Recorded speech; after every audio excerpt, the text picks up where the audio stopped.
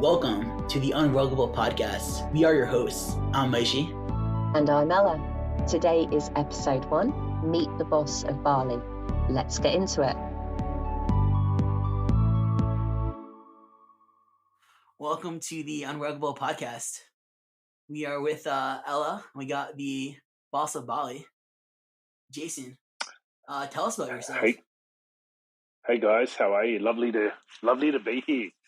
Thank you very much for the invite. I love podcasts, and so tell you a bit about myself. So I've been in sales and marketing for the last 20 years. But in the last sort of 10 years, I've worked in the luxury travel space. So I connect celebrities with luxury hotels in Bali. I started a Instagram page 10 years ago called the Boss of Bali to celebrate the luxury of Bali and inspire people to travel to Bali. So I was always working closely with hotels, but never had time to take those amazing photos. So I decided to repost viral content of Bali because it's such a beautiful place, #1 destination in the world on TripAdvisor, and endless amount of content. So started to collaborate with creators, influencers, and really invested in my own brand on Instagram. And with COVID, I really built some amazing connections with celebrities and all different types of people from all walks of life through Instagram. So really invested my time there, and then COVID hit, and then I decided to take sort of 6 months off, which turned out to be 18 months off, to really study the crypto and NFT space, and invest a lot of my time into Clubhouse, Twitter Spaces, really just trying to immerse myself in that industry and learn about it, and it's sort of put me in the position now, sort of advising on different projects. I'm part of partners in a Web3 software company called Bridgeverse, which just launched. We build play-to-earn games and metaverses for projects, and that's super exciting to be a part of. And really blessed to be in early into the Web3 space, which all of us have that equal opportunity, and really excited. That's fantastic. I read an article on Forbes about you. The Boss of Bali, Jason Fong, the man behind the luxury of Bali. How'd you get that title? Was that something you put to yourself and it stuck around? What makes you the Boss of Bali, the go-to guy for all Bali tourism? Yeah, good question. So the luxury company that I work for in Australia, or ambassador to, delivers more room nights to Bali than anyone else in Australia, any other online travel company in Australia. So the relationships that I have with those hotels are really, really strong because of the volume that we generate. So we'll do a marketing campaign for them and generate 10 to 20,000 room nights in a couple of weeks. So really, we not only promote them in Australia through social media assets, through TV, through press, but also deliver them volume during their need period. So they really love our relationship because we solve a lot of problems for them. We drive them a lot of business when they need it. So that sort of, the Boss of Bali name just came up and it was available, and sort of stuck from there, and sort of try to position myself as that sort of go-to person when people want to come to Bali. And that led to, building relationships with celebrities, organizing holidays for people like Joe Biden's advisor, Whoopi Goldberg, Amanda Cerny, Antonio Brown, and just really built some crazy relationships.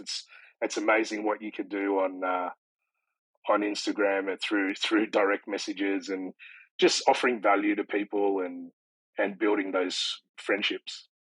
That's absolutely fantastic. So if I as a regular consumer want to go to Bali, is that something you guys do as well, or is that exclusively or at least primarily catered towards celebrities?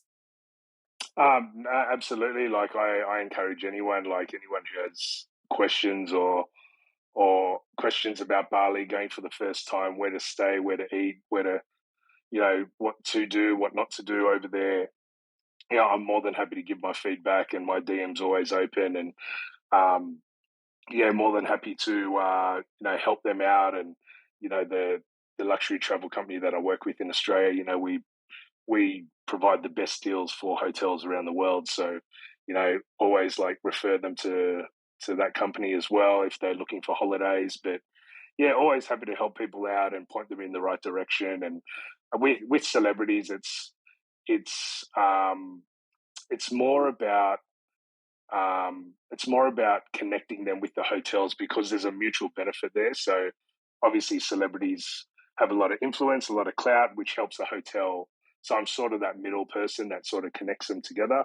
I don't do it for monetary purposes. I do it purely for free. It's something that I love to do and very passionate about. And yeah, anything to really promote Bali, the island of the gods, and if there's benefit for the celebrity as well in the hotel, it's a win-win. So yeah, it's my page has never been about monetizing out of it. It's always just about celebrating the luxury of Bali and really inspiring people to travel there. And I've always stuck true to that, and really invested in my own brand. And then from that is comes like press articles, like being featured in Forbes, and then Entrepreneur, which also helps my own brand as well. And um, yeah, it's really exciting. It's really given me the platform to build my own brand and you know and get the name of Bali out there.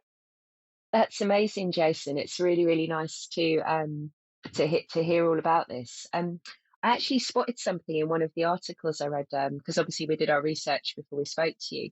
And I understand that there's like a really nice story about how you sort of fell in love with Bali as a place. Do you want to tell us about that?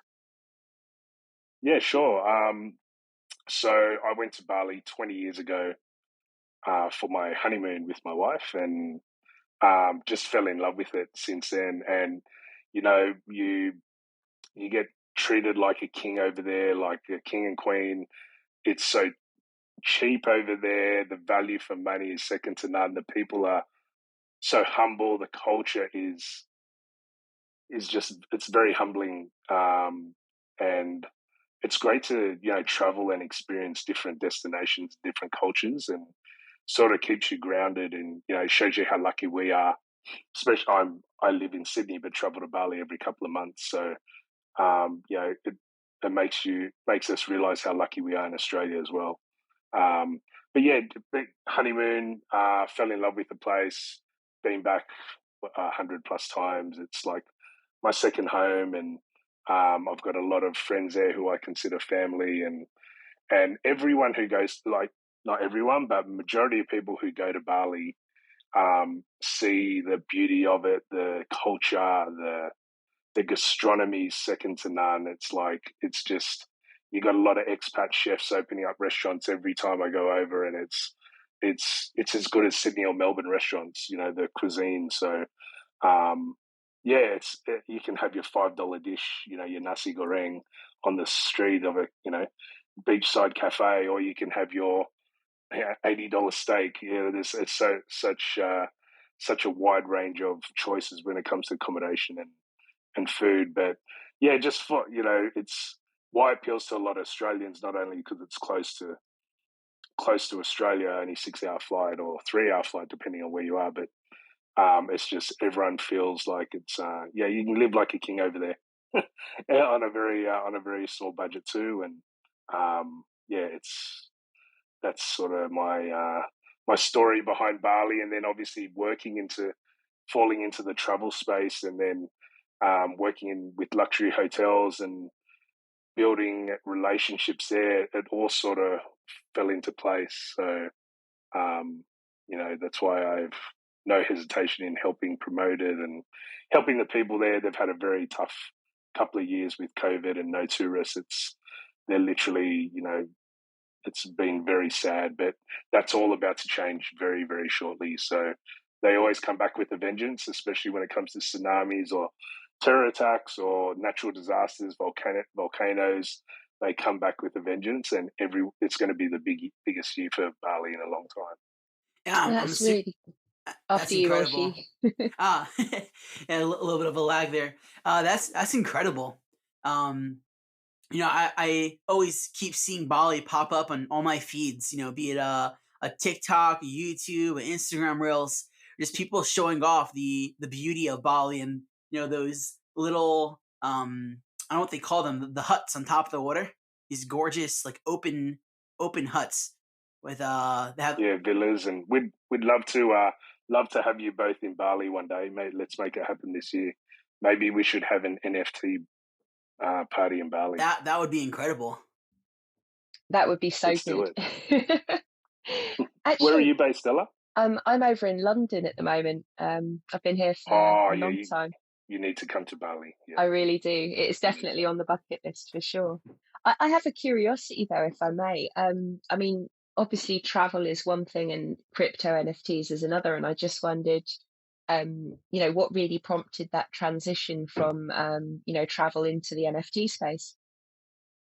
Yeah, very good question. It's it's like because of COVID, that's um, you had to look at different alternatives, right? And when you see when something like this happens, like COVID, and how bad and tragic and sad it is, there's always opportunity, and you need to look. And there's two things you can do. You can sit on your butt and go, okay, this is a shame, this sucks, life sucks, or you can look for the opportunity and find um, you know, get off your butt and do something about it. And so I was like, well, I can't travel. There's a big issue there. So what do I do? Okay, well, I'll take 6 months off and I'll do something totally different and study the crypto space, study the NFT space. And then 18 months later, I've, put myself in a position where I'm definitely not an expert, but I've learned a lot. And, I now advise on several projects, and I'm part of a really exciting company called Bridgeverse. And it's sort of, you see a lot of people now, like a lot of, not influencers, but, different people in different fields, they're starting to pivot toward NFTs or Web3 or crypto. And it's trying to, educate yourself in a different field to because something could go exactly like COVID. COVID destroyed travel, right? We couldn't travel from Australia for 2 years, so it's all about trying to find a different industry that you're interested in, that you're passionate about, and really studying that and educating yourself, and then seeing what opportunities come from that. And that's sort of what I've done. And while my background is luxury travel and marketing, I've really sort of pivoted toward, like you'll see, I'm not really big on Twitter. I've really, spent a lot of time there to educate myself, but everything on my Twitter page is all about crypto, all about NFTs, Web3. It's not about travel, but I can cross pollinate, and people can see my Instagram page and sort of see that's my CV. That's what I do. I work with celebrities, connect them with luxury hotels, but also study and educate myself about Web3. So that's sort of how I've sort of positioned myself, and it's worked really well. And I've met some incredible people in the space. It's like people at the top of the top in the Web3 space, and I'm really blessed and very fortunate to have met them and learnt off them, learned off their experience. And we've got so much more to learn, right? We're all so early, and it's just great to network. I love networking, meeting new people, and building great friendships. I couldn't agree more, and I apologise as well for missing part of your answer. I dropped out and had to drop back in again, but I think I got the gist of it, and what you're saying makes perfect sense. Um, I mean, one thing that I've found since coming into NFTs is that there is, unfortunately, aside from all the opportunities, which are amazing and endless, there is also, unfortunately, a lot of there's negativity. There's a lot of people doing bad stuff. And there's also people saying bad stuff and, saying things that aren't necessarily true. And I know that when we three encountered each other for the first time on the Unruggable podcast Twitter space a couple of weeks ago, we had a bit of a conversation about some of the negativity that you've experienced. I wondered if there's anything you're able to tell us about that and how it's impacted on you. Yeah, there's definitely a lot of. It's amazing how people can tarnish your reputation very quickly, and I have I believe I have an excellent reputation in the space, and yeah, we had some guys who got rug pulled from some project, and they, because I had paid a different project some money, they assumed that I was the owner or the founder of the project, which is total lies and fabrication. And if you speak to all the people in the industry, they just say just ignore that. And it was very it hurt me because I have such a great reputation, and they're total lies. And I understand they're frustrated. They're trying to find the owner of the projects, but they're just barking up the wrong tree. And it's very you can see I'm fully doxed in out on Twitter Spaces. People know my voice. They know who I am. And yeah, it's I feel sorry for them because there's a lot of bad people out there who are who get scammed. There's a lot of rug pulls out there. As many good projects there are, there's as many bad projects as well. And you really have to do your due diligence and really see who's behind the projects. And yeah, so that's sort of, I've just got advice from my guys. It's just really just focus on the positives. Don't focus on this negative rubbish. They're just, the truth. You got nothing to hide. So just focus on your mission and your journey, and that's all you can do. Like even in all different projects, you get FUD all the time, right? And it's just ignore the FUD, focus on the positive, focus on the journey, and there's no point wasting time on negative people. Like I'm a really positive person. I'm all about mindset is everything for me, and you really need to block out that stuff because it just takes up too much time and it's not worth it. Like life's too short to focus on negative people at the end of the day. I agree wholeheartedly. I mean, the other thing that occurs to me as well is that it just doesn't make sense for you to be involved in that kind of behavior with the brand that you've got. Why would you risk it? Just exactly. made no sense to me. So exactly. Like basically, all I did was I hate minting, right? I don't want to sit there and wait and mint. What I do is I go to projects and I say to them, here's 2 ETH.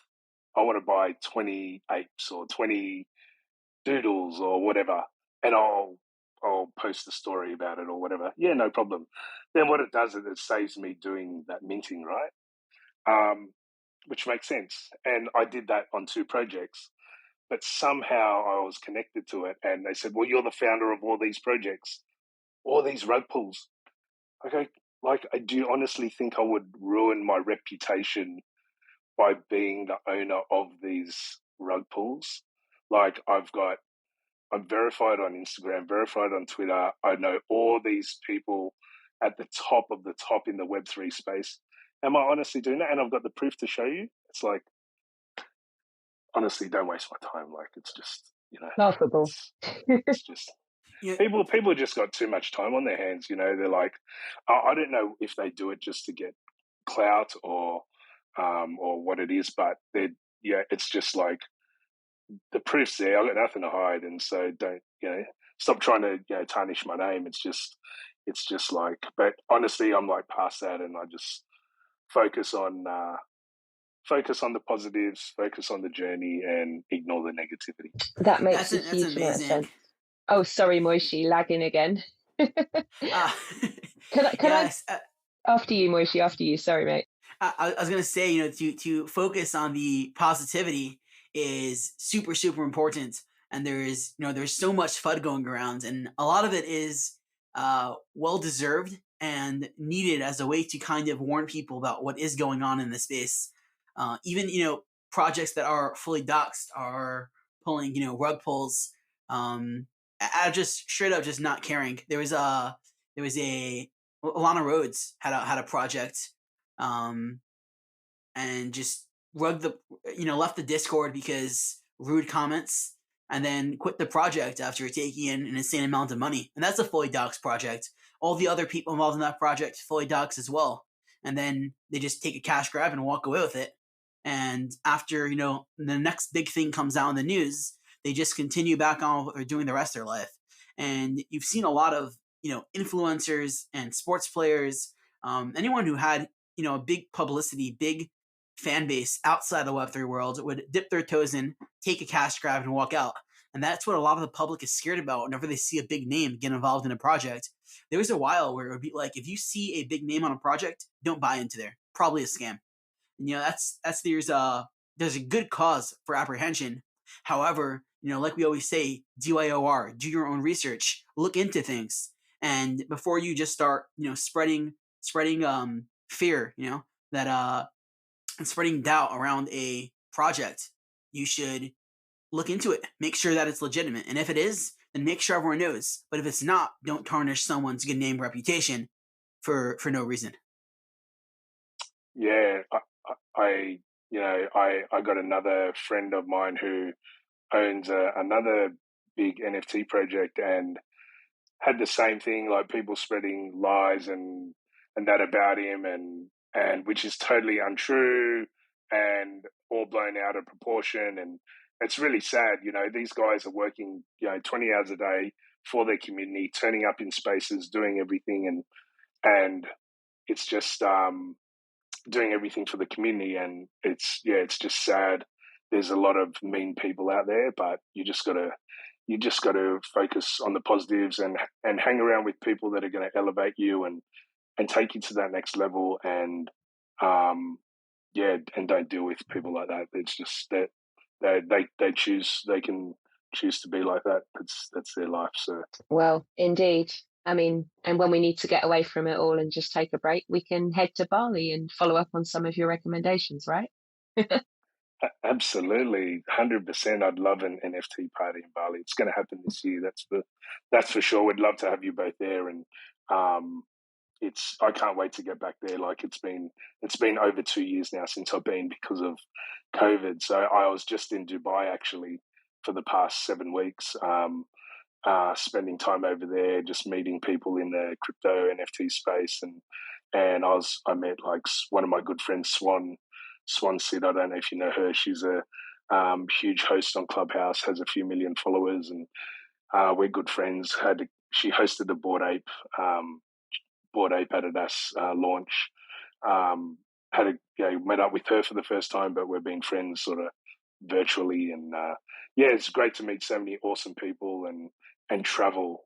Travel was amazing. So can't wait to get back to Bali and celebrate. That's incredible. Tell us about Dubai. You spent 7 weeks there. What's that like? Yeah, so I was only meant to spend 2 weeks, but it ended up being 7, and it was a lot longer than I thought. I had a bit of trouble trying to get back because I had COVID restrictions and that through Singapore, where I was meant to go via. But it was great. Like Dubai is the NFT crypto hub of the world, in my opinion. It's the next Silicon Valley. Next 5 years, it'll overtake Silicon Valley. It is the land of. It's like Disneyland for entrepreneurs. Everything's so free and easy to do there. There's none of this regulated red tape that you get in other countries, and you see why so many people move over there. It's like it's everything so easy. It doesn't have to be so hard, and it's probably one of the most progressive places I've been to in the world. It's the safest place. You can walk down the street at 3 a.m. at night, in the morning, or you will not get harassed. You will not get. There's no problem whatsoever. It's like if you break the law, you pretty much get deported. So you got to be on your best behavior there. You can't be doing stupid stuff. So it's I met some incredible people there. Like Da Vinci, who told everyone to buy Bitcoin at $1 in 2013. I've met some of the people really high up in the NFT space that work for some of the top NFT projects. I won't name names, but like just, yeah, they're doing some really awesome stuff there. And yeah, I really encourage people who haven't been to Dubai to really go and check it out, because it's an amazing place, and it's only getting better and better and growing really fast. I've not been to Dubai in over a decade, but I'm now thinking I need to put that one on the list, especially now that we're into NFTs, man. My goodness. It has changed so much in 10 years. You'll be blown away. I bet. I mean, when I saw it, it was just after the big crash in 2008. So it was a very sad place then, but great to hear that it's, bouncing back. And talking of bouncing back, actually, I really want to know more about Bridgeverse. I mean, I know we're coming to the end of our allotted time slot, but do you have a few minutes to talk to us about Bridgeverse? Sure, absolutely. So Bridgeverse is a software company that is building a bridge between the metaverses. So you think, how do you use your 3D asset from one metaverse to another? No one has figured that out yet. So Bridgeverse are building this tool. Think of it like an airport terminal, where you come to this airport terminal and you're able to use your 3D asset, convert it to a file that is compatible to use into another metaverse. That was the premise of Bridgeverse. Then what we did was we went out to projects to say, hey, we're building this bridge. We'd love to have you involved. And the projects would come to us and say, well, actually, Metaverse is in our roadmap, play to earn games in our roadmap, but we haven't worked out who's going to do it or how we're going to do it. So all these projects, or 90% of projects, have it in their roadmap, but they don't know how to execute it. Now, the reality is that most of these devs, engineers, are working on blue chip projects, metaverses and play to earn games already.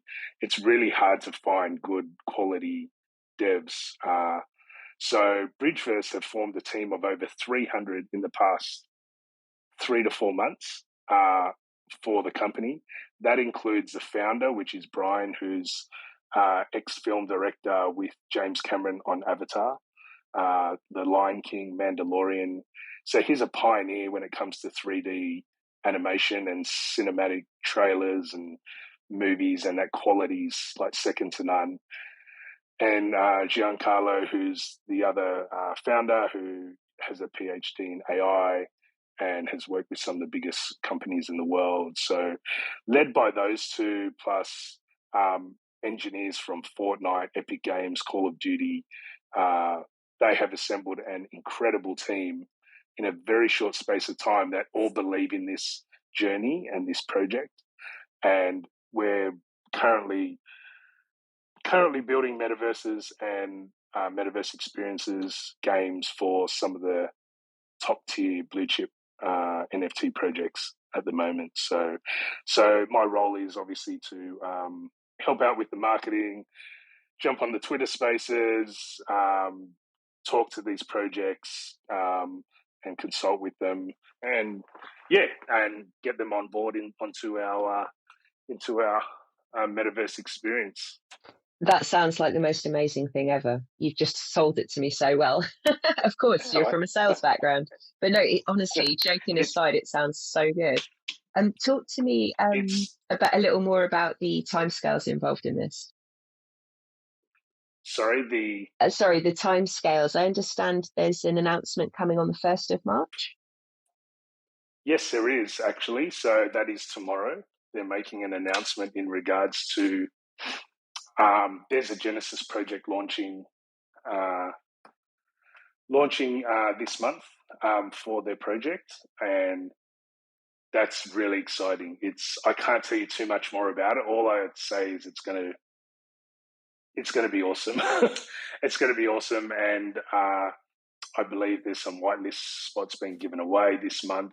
But it's really exciting. So Bridgeverse will have a Genesis project that launches where you're going to be able to have a 3D body scan done, included in this Genesis project. There's 2,222 only in this Genesis project. And yeah, I can't say too much more. All I can say it's going to be something that no one's ever done before, and it's super exciting. And all the communities that we've been involved with in regards to building the metaverses or building their games, like we've been doing Twitter Spaces literally every day. They are just so excited about what we're doing, and yeah, it's I can't let out too much more information, but what I'd say is just recommend to get on the Twitter Spaces that we have over the next few weeks, and you'll hear all about Bridgeverse and what we do, and what projects are coming up in terms of the Genesis project and future drops as well. And the teaser video looks amazing. Yeah, it's pretty cool. It's really cryptic, and yeah, there's lots of exciting plans for Bridgeverse, and it's sort of, you know why I love it is because we're building a tool to solve a problem, and if you can build that tool successfully and execute, that's where you're not only, it's not just one NFT project, you're appealing to every NFT project or every project out there who needs to enter the metaverse, who needs to enter, play to earn gaming. We're going to have our own play to earn game. We'll have our own token launching. It's just, there's so many exciting parts to this company and this journey, and we're just so early, and that's what I love about it. And the team, it's all about the team. You have the right, if you can have the right team, you can, it's just so important. I see with projects every day, the projects that have the best team, they always win. They always succeed. You can't do it by yourself. You have to scale. You have to get quality people and experts in each field in order to be successful. So, rules for life, definitely. It applies to all the spaces, I think. And it's interesting to hear you speak about the connecting people, getting the best people. I mean, this is exactly what you've already done in travel, isn't it? It's just the same logic applied to a new space. Yeah, it's like it applies to everything, like everything in life, any type of business. You get the right team. If you can find a product that you can solve a problem, any category, whatever it is, that's where you have a really high chance of success. And it's all about giving it a go and trying it and seeing what works and what doesn't. And everyone's very new to this space. But it's just, with all the, it's the next $1 trillion industry. When you've got all these big corporate brands, global brands investing millions and billions of dollars into Web3, they're doing it for a reason. So,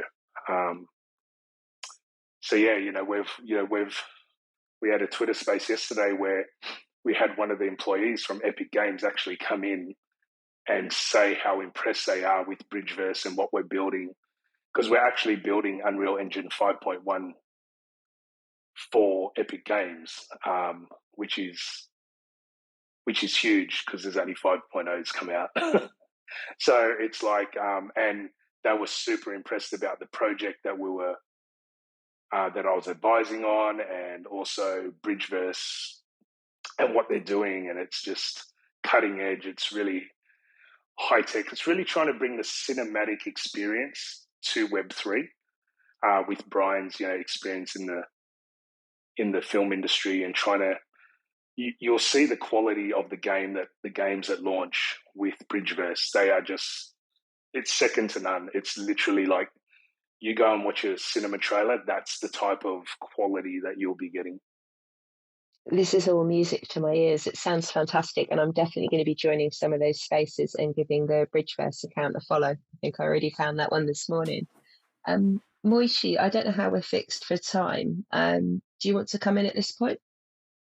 Yeah, I think we covered all the topics we wanted to do. It's been really enlightening to learn about your past, the present, and the future of Bridgeport. Bridgeverse. My apologies. That's okay, Bridgeverse. no problem at Bridgeverse. all. But Apologies. it's like, and congrats to you guys too. A fantastic podcast, and I really appreciate having me on. And it's great to hear all different types of people, like just Moishi, hearing yourself, like finding out about your journey. Starting a business from 14, a very successful business, and now 20. Look where you are, and how early you are into Web3. Like, I am twice the age of you. I don't want to give away my age, but I'm at least twice the age of you. But it's like, hats off to you, mate. That's just, super impressive. And it's people like yourself that take risks and spend the time to study and educate yourself and really just, go after your dreams. And that's it. It's just finding a passion and running with it. That's what it's all about. For sure, man. I really appreciate you coming up here.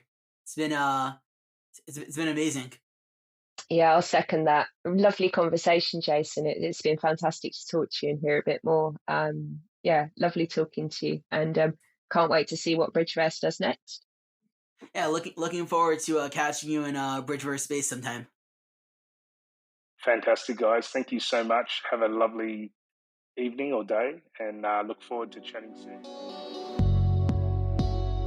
Thank you so much for tuning in. Another great episode. If you haven't already, find us on social media at UNRUGGABLE Pod on all socials, and subscribe to us on YouTube, Spotify, Apple Music, your favorite podcasting platform.